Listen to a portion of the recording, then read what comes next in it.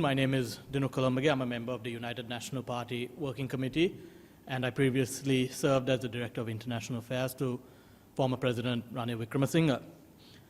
Today, we as members of the youth and younger members of the United National Party wanted to just express our gratitude to Elon Musk and SpaceX and Starlink for commencing operations in Sri Lanka. The launch of Starlink is actually a culmination of efforts that began in March 2024 by former President Ranil Wickremesinghe when he met SpaceX CEO and founder Elon Musk on the sidelines of an official visit to Indonesia. In the ensuing months, under President Wickremesinghe's leadership, the then government ensured that all necessary approvals were given and the pathway was laid for SpaceX to launch Starlink to launch its operations in Sri Lanka. We were concerned for a while there when Starlink operations were continually delayed by the present government, but we are glad to see that they have kicked off, and we're hopeful to see that rural communities around Sri Lanka will now enjoy greater internet connectivity. Of course, Starlink is just one in a series of achievements by the former president, Ranil Wickremesinghe, in attempting to digitize and advance Sri Lanka's technological capabilities.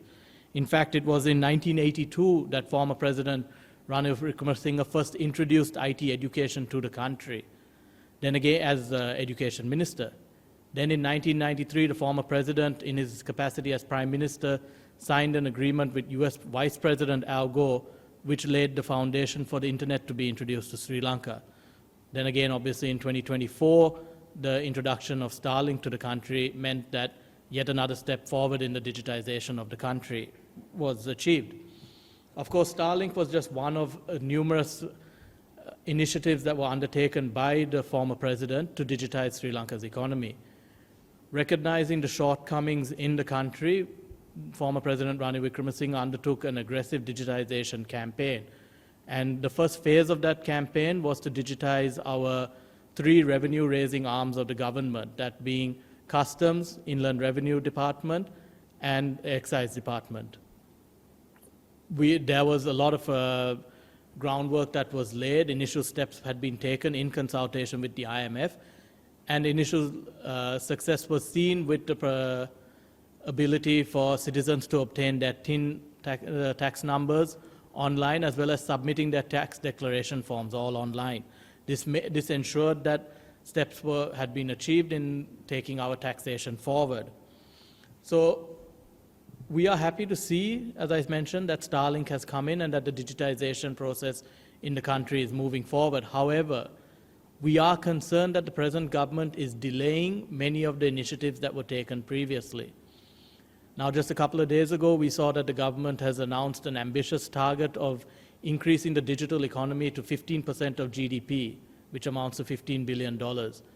These are similar targets that were set by us. However, unlike us, we are not seeing any sort of plans or roadmaps laid out by the government to achieve this digital economy. In fact, over the last week, it has come to light that many of the e-commerce cross-border platforms are facing heavy hard problems and large obstacles in conducting operations in Sri Lanka. In fact, the imposition of taxes on the companies have meant that consumers are facing commercial rates in their taxes when importing items via these e-commerce platforms. Now, many of these e-commerce platforms are used for personal goods, yet the consumers are forced to pay commercial tax rates. This is going to be a massive hindrance to the digital economy. I will certainly push people away from supporting and pursuing digital platforms.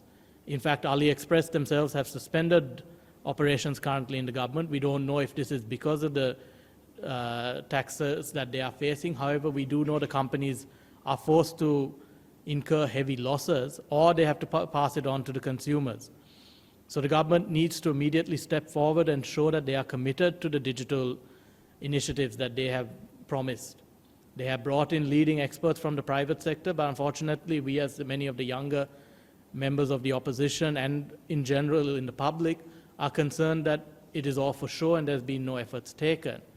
We are ready to support the government if they do present a committed stance in terms of digitization, because at the end of the day, with the way the changing trends are both globally on the economic stage and the geopolitical trends, it is essential that the country pursues a proper digital identity and a digital roadmap going forward.